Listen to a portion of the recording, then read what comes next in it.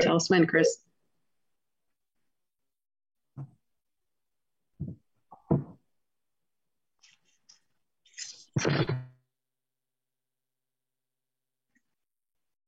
Okay.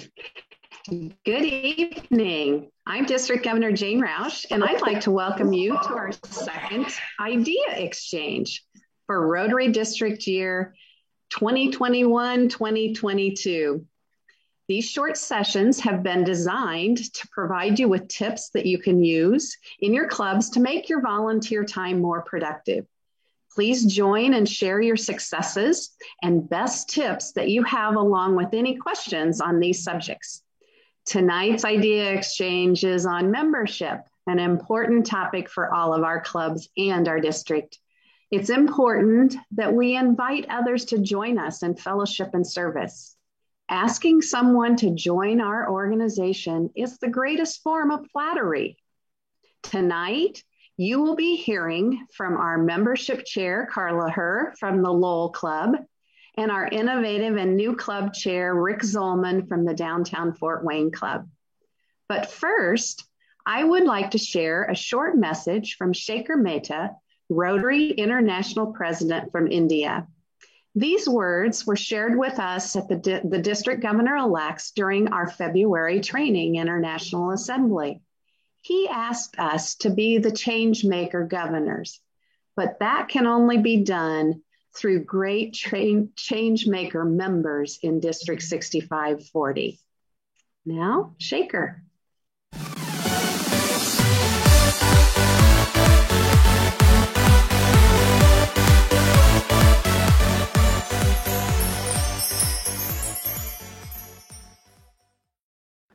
Hello, Changemaker District Governors. I hope you like the theme. So now get ready to not only serve yourself, but also inspire others to serve to change lives. Today, my dear Changemakers, we will talk in detail about making the big change in the membership of our organization. 20 years back, when I was the district governor of my district, the membership of Rotary worldwide was 1.2 million. 10 years back, when I was elected to the board of Rotary, the membership of Rotary was still at 1.2 million. And now, 10 years later from that point, when I got elected to be the president of Rotary, the membership is still at 1.2 million. Don't you think it is time to change this? Don't we all want to change this? Can't the 1.2 million of us come together to make membership growth our individual responsibility and take the membership to at least 1.3 million? Let's do it by the end of your year as leader of your district, so that 10 years later, you may not have to repeat that Rotary's membership is still at 1.2 million. Friends, we are a membership-based organization, and members are our biggest asset. It is members who contribute to the Rotary Foundation or raise money for it. It is they who do good in the world by doing meaningful and impactful projects. It is they who have toiled for 35 years to bring us this close to eradicating polio. They are the ones who tell the story of our work to the entire world. Only with more members and more participants can we serve more and change more lives. It is membership that we all need to concentrate the most on during the forthcoming year. Our vision is to reach 1.3 million by 1st July of 2022. And our call to action is, each one bring one. This is not a difficult task, I'm sure, to share the gift of Rotary with just one additional person each. But for this to become a reality, it is you who will have to sharpen the focus in ensuring that the message, each one bring one, reaches every member. I repeat, I request every member in your district to share the gift of Rotary. And as each of us brings new members, let us focus on diversity and let us get more young members, female members to our club. Let us focus on Rotaractors becoming Rotarians. I also request every club to have a robust system for regular follow-up through the club president. Keep inspiring them, motivating them, ask them to lead the way. Communicate regularly, directly, or through the membership committee chair. Request that every club establishes goals in Rotary Club Central for club membership and new member sponsorship. And thank you. I hope you found Shaker's message inspiring. And as many of you, if I visited your clubs, you know that I have added each one, bring one, sustain one. And that is part of what he talked about in the second part of his message, that it's important that we engage and connect with our current members and make sure that they're enjoying their Rotary experience. Now I'm going to turn it over to Carla Herr to talk a little bit about that engagement and how to make sure that we're growing our membership in ways with regular clubs and current clubs. So Carla.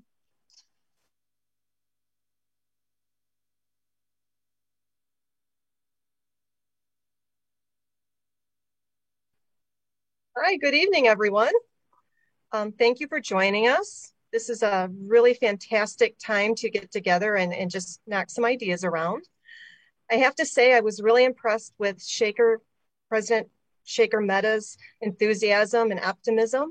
He believes we can turn around our dwindling numbers, and so do I. His goal is 1.3 million members to boost up over the 1.2 million members we've been hovering at for years. We need to break the cycle. District Governor James' goal is to increase our district membership numbers by 200. Now you all know our district goal, so you can help achieve it. I think that if you don't share a goal, then it's just a secret and it doesn't do anybody any good. We all need to be aware of what we are trying to accomplish. When we talk about membership, maintaining and engaging our current members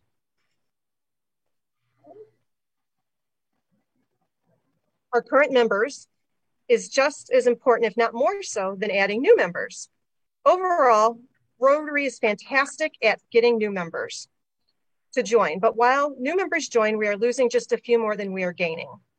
A Rotary survey has shown that we lose 22% of new members in the first year and 30% between year 1 and 2. So retention is a problem. In your business, if you were losing half of your profits, half of your customers, or half of your employees, you would be concerned and take action. And that's where we are. We're ready to take action. The current members are the foundation of our clubs and should be appreciated. I always think about the sales pitches for new cell phones or DirecTV, where they give brand new customers amazing deals and money off and a brand new phone and all the bells and whistles. And those of us that have been loyal customers for years get nothing. It always upsets me that the companies don't show any love to those that have supported them over the years. So we need to make sure that we show love and support to our members that have supported us throughout the years.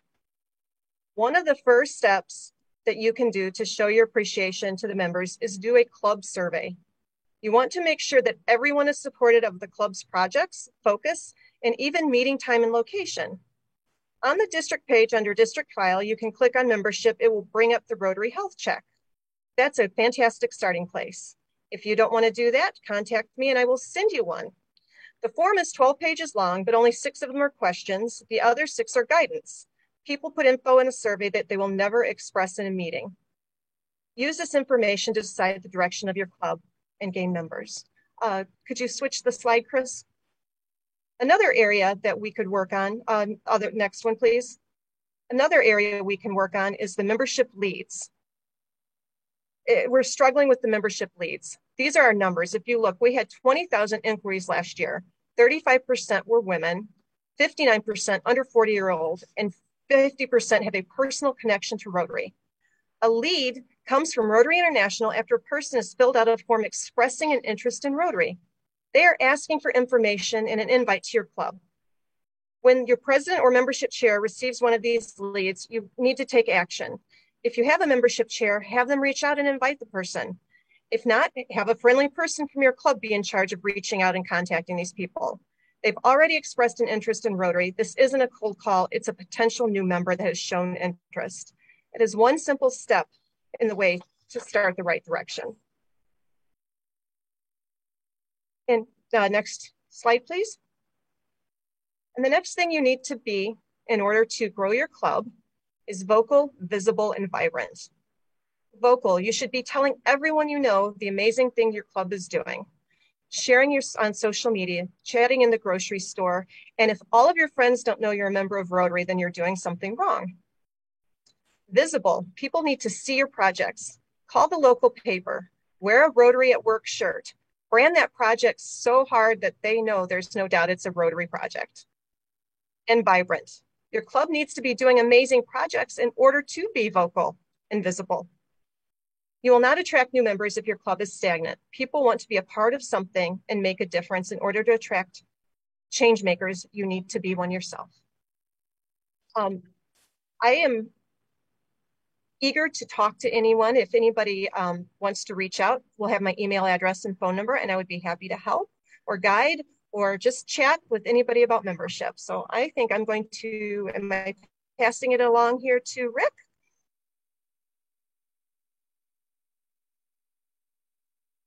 So Rick Zolman is our new and innovative club chair, and he's doing a fantastic job. So let's hear what he's got to say. Thanks everyone for joining us tonight. I appreciate your time, and it's great to see everyone on here. As the chair of new and innovative clubs, my focus has been, and our focus has been, is starting new clubs.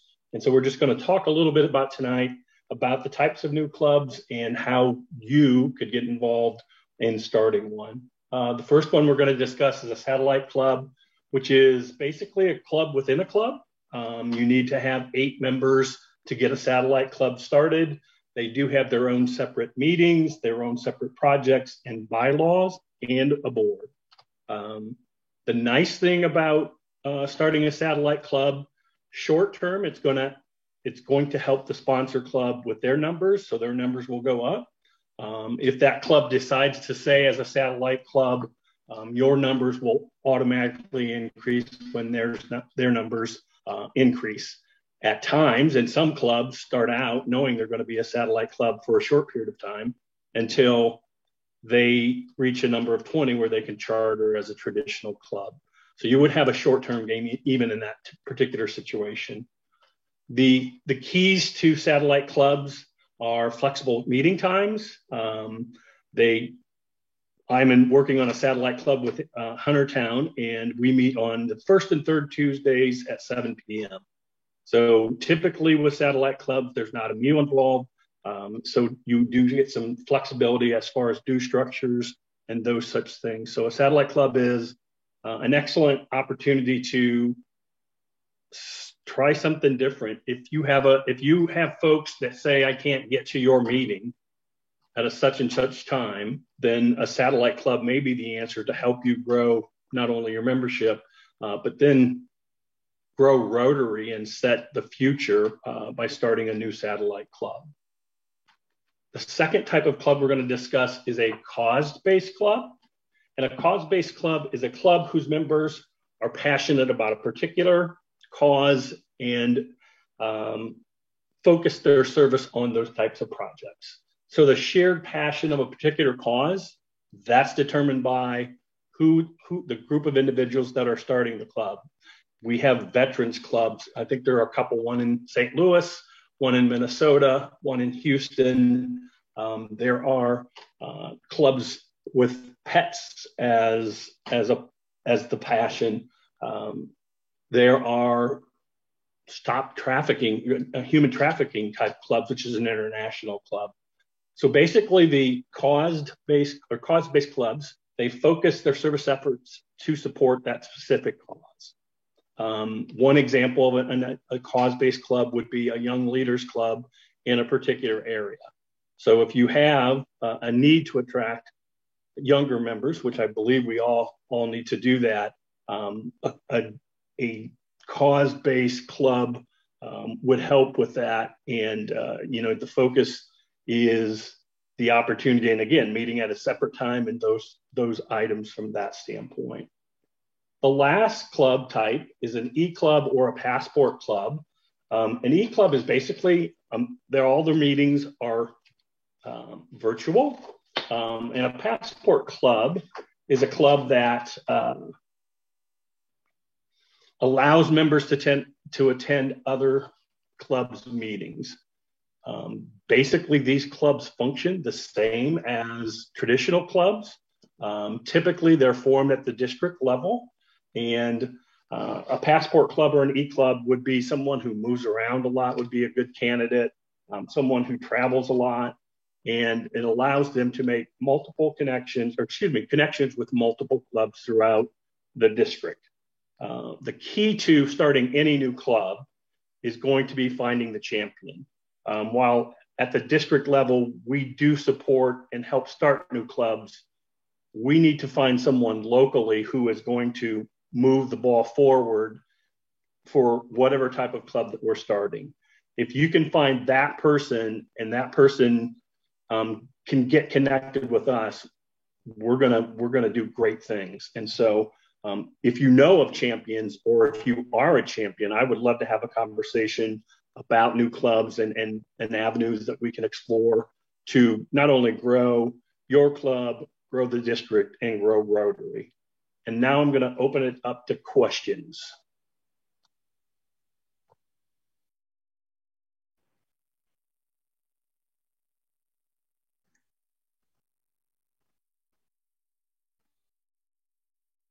It can be to me also. It doesn't just don't have to just pick on Rick. I can handle a couple also.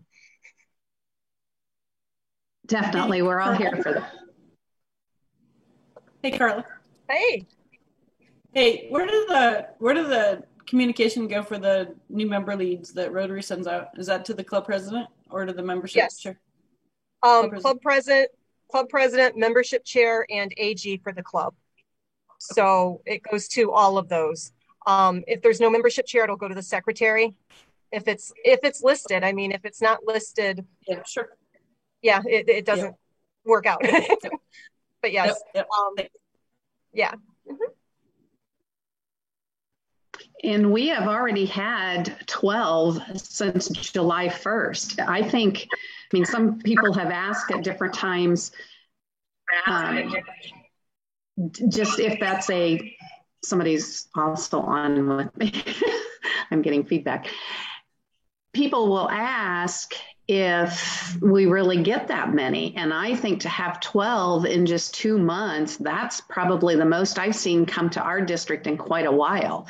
And I think that means that there are people that are looking for service opportunities and looking for connections, because a lot of times when I go to clubs, I hear, oh, people don't want to join. They don't want to be part of a group anymore. Well, we have people that are saying to Rotary International, we're interested in finding a club in your area. And so when those things come to your area, reach out to those people. They're there and they're interested.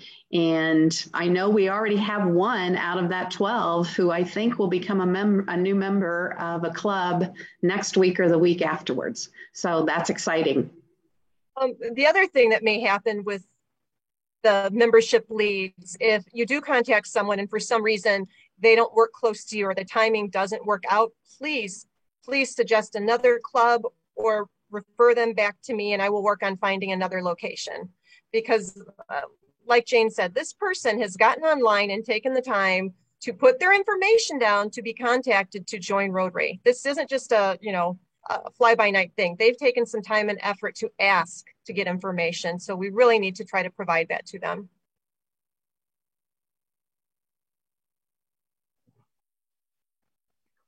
I would be curious to hear from the successes. What clubs are getting several new members? Because I see it on Facebook that they are.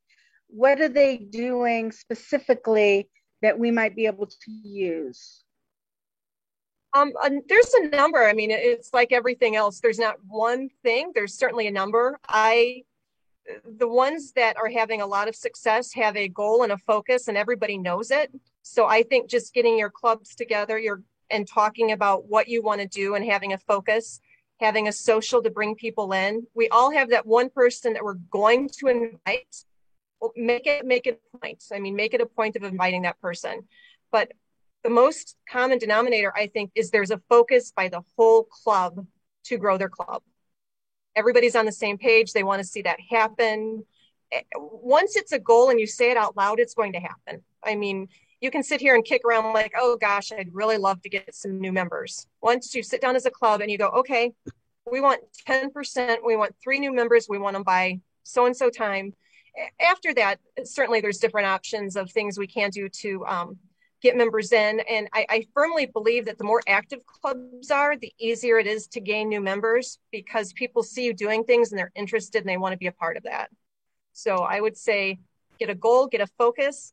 That's part of the Zone 3031. It's like, engagement for our club members and attraction for new people. And there's certainly a few ideas that are pretty interesting, and different clubs have chosen those. So if I can, I'm sure you have access to that, Ann, but I'd be happy to send those too. It's just ideas. Our club, of course, picked a social. And when we picked a social, we asked everybody to bring a friend. And we had displays of what our projects were, and we had just short little conversations, but it gave everybody a chance to see who's a member of the club and what we do in a very laid back and casual setting, instead of like walking into a meeting and everybody's sitting there. So socials really, I think, are fantastic for gaining new members also. Just a follow-up. Go ahead, Rick.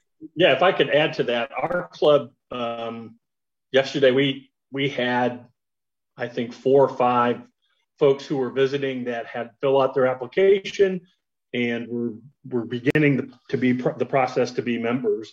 And that goes back to, I think, February, when the membership team put together a plan, and they have specific duties assigned to the committee, and they kind of work the program. So anytime anyone's invited or attends a meeting, we're reaching out to follow up with them, usually within a week.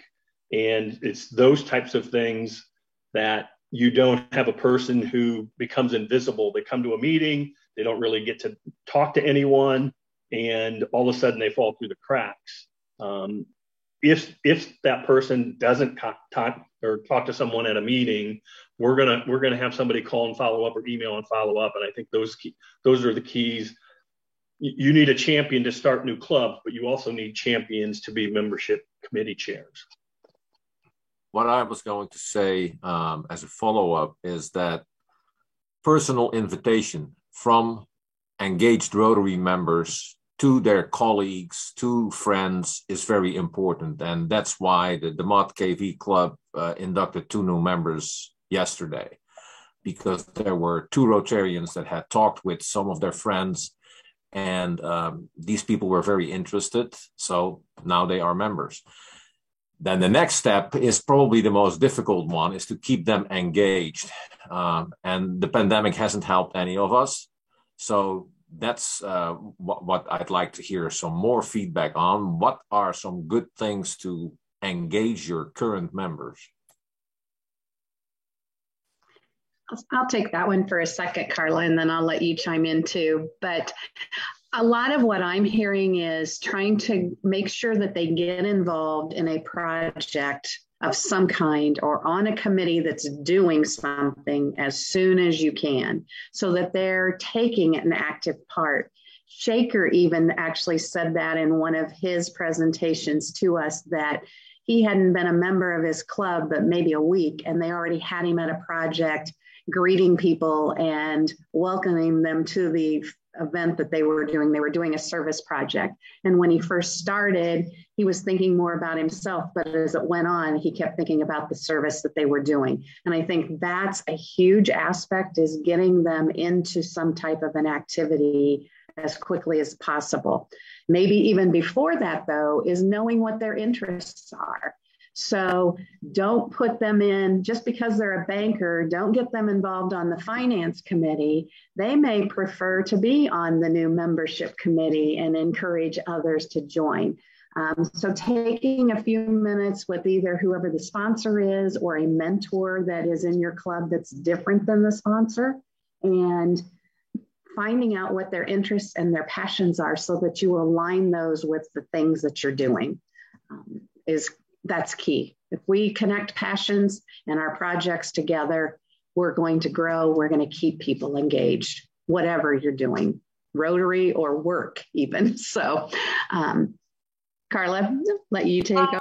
I agree 100% with when you said a mentor or the sponsor. A person that sponsors someone isn't necessarily the best person to lead them through Rotary. I mean, there's people in our club that are lovely, wonderful people, but they're not expressive. They don't talk, they don't share information, and they might invite their friend, but then their friend has no idea what's going on. So I think even if it's not a membership chair per se, but a greeter that is going to check in with these people, see how they're doing, see how they feel about things, just a friendly face, and make sure that there's, direct contact face to face at least once a month to help guide and answer questions. So I think having a liaison, however you want to put it, somebody that's a representative of the club that's just basically there to be friendly and help out is utterly important. The other thing, finding projects that excite people, like Jane said, passion. If you're doing the same project year after year and nobody's excited about it and there's eye rolls, come up with something else. It doesn't help anybody. Nobody wants to be a part of the same old thing. You can tell when people are pumped up about something. When people start getting excited and they start talking over each other and get really into a project, that's the ones you want. And those are the ones that they will share with their friends. And those are the ones that will end up bringing more people in. So yes, again, I'm just reiterating what Jane said, but find out what people want to do. They're not going to just raise their hand and go, okay, I'm really interested in saving dolphins. It's not going to happen. Have a survey for people coming in, new members. Ask them what they're, what they do for work, what they enjoy doing, what they've done in the past. Maybe they left a club because they were placed somewhere they didn't want to be. And it takes a little bit of time. I mean, we're a friendly group of people. Just take that and focus it and use it for good. If I may, Carla, go ahead, Doug. Many clubs, and I've been in a number of districts and clubs as member, but I've really found that the mentoring team has been very successful in some clubs. For one thing, a person may be coming in and not know anybody. This is a great way to get to know people. And then, of course, finding out what the person's skills and interests are. I'll just second that. They're quite different.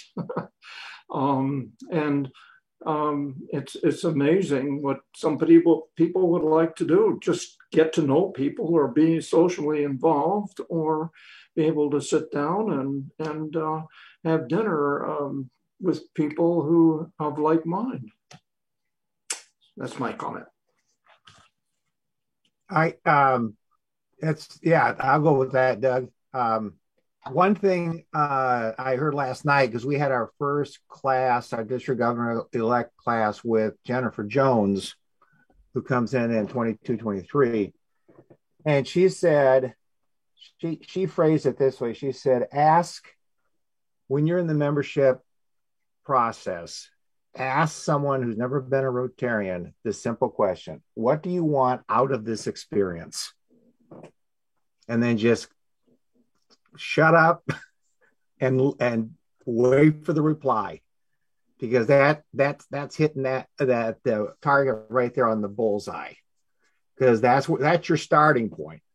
The other thing is, we're a very mobile society, and we've been around a long time. Those two factors play into what's called the Rotary Alumni Group.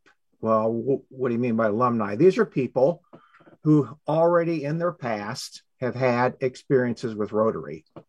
They have been Rotary Youth Exchange students, maybe in the high school years. Maybe they ran a group study exchange. They were a member of a group study exchange that was headed up by a Rotarian, and they spent a month together somewhere around the world. And they're interactors. I mean, we can just go right down the litany of all the programs that we support, people of all different age groups, but a lot of those programs are serving youth. Well, youth grow up, and what they do, they go on with they start their adult lives, and and they move. So what you can do is there is a person at Rotary International, they have an alumni department, and that person is specifically dedicated to a district. So we can use that individual or individuals at the club level and say, help me understand how can I identify Rotary alumni who are in my area. Now the question is, well, you're going to get asked, well, what is your area? So it's a good idea to know by zip code, what zip codes does your club typically serve? And then they can do a lot of data work on finding out who in your area have a history with Rotary and potentially how to make contact with them. That's kind of picking the low-hanging fruit when it comes to increasing your local membership numbers.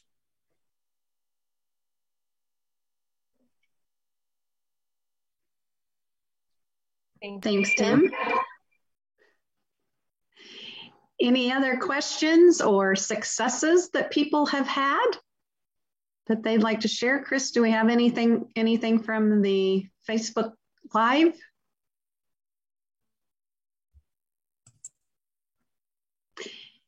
If not, I'm going to follow up with a little something that Carla had said in terms of their social. We have been working, and I've been working with some of my other district governors in our zone. 2 or 3 of them already have a membership invite packet and sessions that they have used in their clubs or in their districts to great success. It kind of follows up what Carla said of having a social evening or having a separate membership invitation event where several people bring potential new members, because people feel a lot more comfortable coming with a lot of other guests rather than being the only guest in a meeting where everybody knows everybody already. And so we're getting that prepared, and we will have that up soon on the district website underneath our membership link. And that will give you, there's even cards that you can have them fill out at the tables when they leave, that they express an interest in finding out more information, and then having your membership chair or president follow back up with them on that. So that's one thing that we're trying to provide, just some of the basics for you. Obviously, you're going to want to tailor it to your area, but as we learned from Jessica Hain when she shared at district conference, a lot of times people are out there waiting to be asked. So take an opportunity at some point in time and ask. And this is a great way to do it with having several. And Tim and I talked yesterday a little bit about maybe even having 2 or 3 clubs come together that are in an area and having that social night or event together, and then offering the opportunity to say, okay, this group meets Monday at noon. This one meets Tuesday evening. This one meets Wednesday at noon. This one meets Thursday morning. What works best in your schedule? What works best in your area of time and commitment? And that's another way in which there's a great opportunity to grow, to make it something that's not just focused on one club, but gives some opportunities to choose what works best for them. So we'll have those available for you soon. I'd say within the next week or 2, we'll have at least 1 or 2 different options up there on that site for you.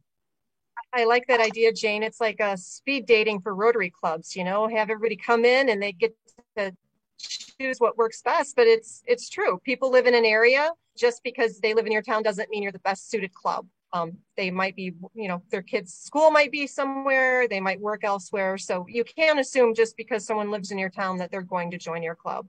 The other thing I wanted to mention, and Jessica Hain, of course, mentioned it also, invite your speakers to come back to another meeting. We have speakers fill out all their information, their name, their address, their email, so we can send them a thank you. But we can also ask them to come back, or we can invite them to a social or a meeting because we have the contact information. So we have 2 members in our club that started out as speakers that didn't want to join Rotary. So invite them.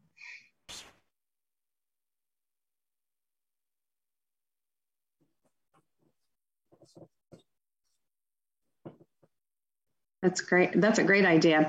There's another one too that we had thought about showing tonight, and we really want these to be short and sweet and get you some information, but they're on the district website underneath the membership. There is a video called the Anytown video, and it just talks about how, you're a great club in your area, but you meet on Monday at noon, and that doesn't work for some people. And so we take out, and I've seen it done with a piece of paper too, where they, half the people maybe can meet on Monday at noon, but then the other half can't get to the other side of town where you are. And so before you know it, even though you have 100 potential members, you're down to only 20 because of the fact that they can't make that particular time, place, or commitment. So that's one of the reasons why we are also looking at satellite clubs or giving that opportunity to connect with another club to make sure that we've got a lot of potentials out there, but if they're not able to make that one little square, then we lose them. And we shouldn't be, because it's a great opportunity for them and for us to make new friends and to gain more people doing service in an area. And that's the way I always look at it. Remember, it's the greatest form of flattery to invite them to join us. And let's not be competitive as far as my club versus your club, but be competitive that we're going to grow District 6540 and we're going to grow Rotary International, because we're doing such great work, both locally and globally. Any other thoughts or questions before we close? Well, I think, Jane, it's important when you were filling that piece of paper and creating those 4 equal squares, I think that plays in perfectly with the whole idea of taking inventory of your club.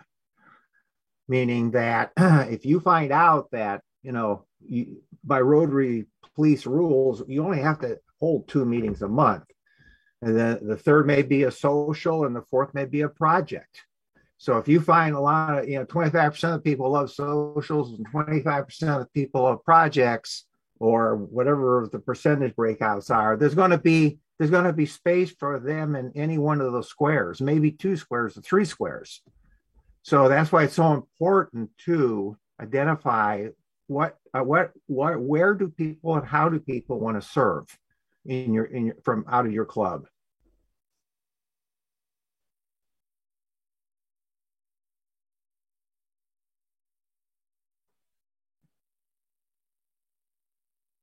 Carla, last thoughts? I have a question. Go ahead, Diane. Okay, so our club, as you know, when you were at our meeting, we found out our place we meet is not going to even be open anymore soon. And so we're considering, if we're going to switch time of day, this would be the perfect time to do it, because we've always been a noon, lunch group. Has anybody found there's a better time? I mean, I know it's probably different for every club and all that, but we found a lot of people don't have lunch to come, like they don't have an hour or an hour and a half by the time you get there, eat, have your, do everything. Do you find like after work, or I don't know, any events? It's Carla. Hi, how are you? Our club meets in the evening, and that's a rarity, I guess. It's not as common as the lunchtime clubs, but it looks like there is a shift. A lot of the satellite clubs are having evening meetings because, like you said, a lunch hour isn't the norm anymore. It's a lunch half hour. And I'm sure some people it's difficult. So we meet at 6 o'clock in the evening at a Mexican restaurant. And it works really well for us. And we have a lot of fun, and it's very casual. And I think it's great for us. Noon did not work for us. There was too many people that worked out of town, and we're a small town. So after work just worked much better for us. It's been very successful. I don't know if that helps at all, but it works for us. The other thing was a lot of we're trying to, of course, get young professionals and the young professionals we have are telling us like they can get off like at 4:30 and just not have a meal so that then they can be home with their families because they have kids, activities. So I don't know. Right. Or look, now's the time we have to look at that because we're going to have to change no matter what. So I would survey the club. I mean, come up with a few options or ideas and survey the club and see what the majority would choose. I mean, obviously it'd be nice to accommodate the younger people with their families. If that works for everybody else, that would be fantastic. If not, that would be a satellite opportunity. Right, Rick? Right. Diane, another thing too, I know Chris posted in the chat, but Rensselaer has gone to, they meet twice a month at noon and then twice a month in the evening. And they're not the only club that has started doing that. Missy stated on Boswell that they're doing that too. Yep. And I know a couple of others that they may meet 2 or 3 times during the day, and then they have at least 1 or 2 evening social times. A lot of times they are right as work would end. They can either have some food, maybe somebody brings food in, or just some light appetizers of some kind while you have your meeting. I do know that there are a lot of statistics that have said a lot of the newer clubs that are starting, they actually are meeting Tuesday evenings and Saturday mornings are the top 2 times for new clubs across the globally. And some of the Saturday mornings, most people go Saturday mornings, but what they do is a lot of those are coffee clubs. So they'll just meet for coffee, plan their activities, and then that's also time when they can do a service event. I don't think that's probably most clubs. That's normally younger people, and a lot of times they're taking their kids with them to have coffee and that type of thing, which is a great opportunity. But I think some of the other clubs, they're doing it in the evening now. And sometimes it's either before dinner because they don't want to have dinner, or some of them are doing dinner meetings. And I am seeing that a lot of the dinner groups are growing in numbers. They're some of the ones that are really bringing on new members. Because I know the Kendallville Club, they've met at night. They've always met at night as far as I know, but they are growing. And they continue to grow. Now, I think one of the things you need to look at is your current members. Like Carla said, probably do a survey, but we need to look at our current members, because what'll happen is sometimes those noon people are people that work in your community and may not live in your community. If they also live in your community, then an evening meeting will work. But if it's people that come into your community to work during the day and they're coming to a lunch meeting, they're not necessarily going to stick around as much for evening events, is what I'm seeing from some clubs. But then it also allows some people that maybe work outside your community to come and be a part of your group during those evening events. And I do kind of like having a couple of different times of, I say to most people, try and have at least 2 connections with people during that month, whether it's a meeting, it's a social, or it's a service project. Rotary wants us to meet, quote, twice a month still, but it doesn't have to be a meeting with a speaker. It can be a social event. It can be a service project. Find out what's important for your members and what's important to those people that you'd be inviting, and meet their expectations. And also social events can be very productive in terms of bringing in potential new members because they will learn a lot during that social event about Rotary.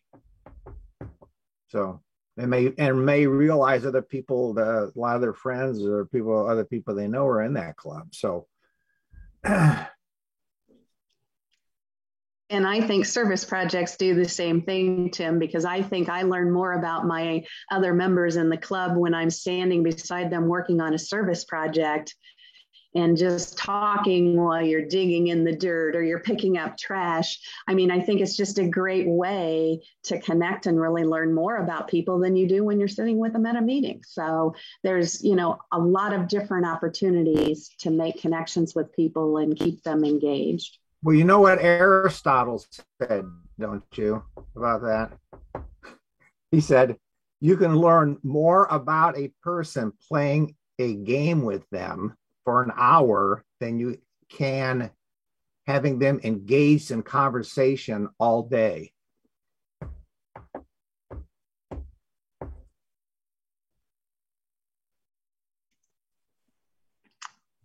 I believe that. We learn a lot about on their personalities when we're playing games.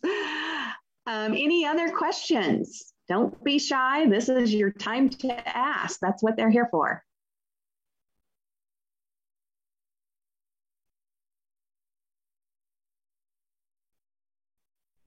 Seeing none and hearing none at this point in time, Carla and Rick, I want to thank you for sharing your tips and your information this evening. And I really want to say thank you to all that joined us, both on this particular Zoom program and by Facebook Live. To close the evening, I have 2 opportunities for you. Can't leave without having something for you. The first one is for the members. I'm announcing a membership contest for our district. And this is for individuals. And that is, and it's going to go retroactive. I don't like those ones where you start them in the middle of the year and then they don't work for all the people that have done the work ahead of time. So it will start from July 1st. But those who invite or who have invited and welcomed a new member into a Rotary Club, it doesn't even have to be your own club. If it's another club in our district, will be eligible for a night stay at the Morris Inn at Notre Dame for the district conference in May. And so the more members that you bring in, the more opportunities you will have to get your name in the hat. We will have the new form in the next newsletter, Jane, for you. And also we'll put it on the district website. So kind of share that with your members, kind of maybe give them an extra little incentive. And then for clubs who have a net gain of 5+ members during the year, we're going to recognize those clubs at conference, district conference. You know, normally we recognize foundation giving, and that's very, very important, but our membership is our basis, and they're the ones then that are giving to the foundation. So we want to encourage clubs to grow, and that means a net gain. So if you lose some, you got to just get that many more. So again, thanks to all of you. Keep up the great work of Rotary. I am so impressed when I go to clubs just on all of the different fantastic projects that are happening and how we're changing lives. So together, we can do more and grow more, which then leads to us being able to grow more and do more. So serve to change lives. Thanks for joining, and join us again on September the 2nd. We're going to have an idea exchange on service project ideas, and that'll be with our new community service chair, Donna Wolf from the Kendallville Club. So I hope you'll join us on September the 2nd at 7 p.m. Thank you all, and have a great night and rest of the week.